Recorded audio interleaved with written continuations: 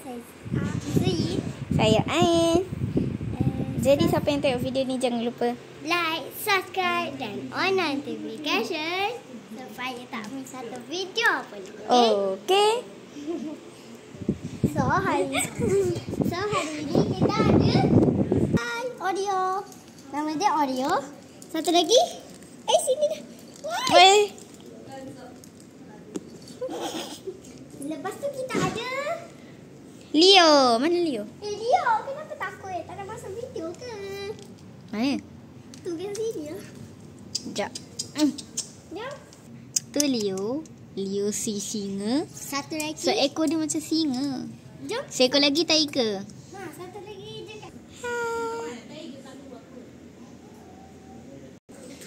So itu si tiger. Tiger. Tok, mainan dia banyak ni. Jom. Tok mainan. So si tu tempat tidur dia ni ha. Besar ada mainan. Ada ikan. Kan banyaklah bola-bola. Tapi yang selalu kita main tu lah sebab dia macam tu kan. Nak tengok tak Leo? Leo. Sekejap lah. Sinilah. Apa tu? Ambil mainan dia. Buat dia keluar. Kita nak tengok badan Leo tau. Oi, Oreo pula yang tengok. Cepatlah biar Leo keluar. Tak keluar. Jom lah. Korang boleh nampak dari situ. Badan dia. Tikus. Mesti buat sampai dia keluar. So dari sini korang boleh nampak kalau korang bela kucing dalam rumah langsung menyakitkan hati. Pukul 5.18 tak ada lagi.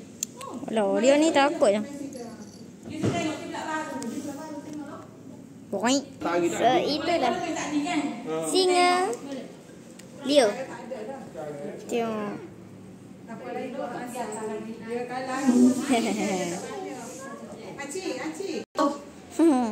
Tengok tu Leo.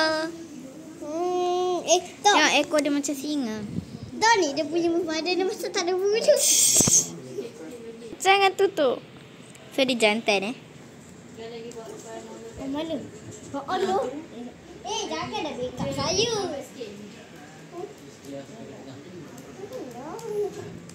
Cerita apa tah?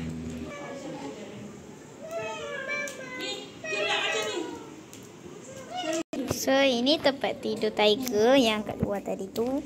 Oreo. Oreo. Oreo. Hey. Oreo. Oreo pula duduk bawah ni. Gantikan Leo ke? Bukankah ini tempat tiger? Tiger ke ni? Tidurlah. Penat dah hari ni ya. Main dengan orang. Saya tengoklah cerita tu. Pukul 7. Nak tertutup dah mata dia.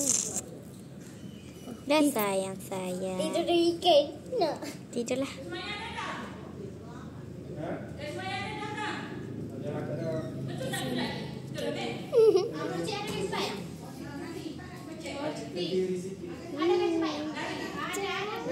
Sayang awak. Sayang.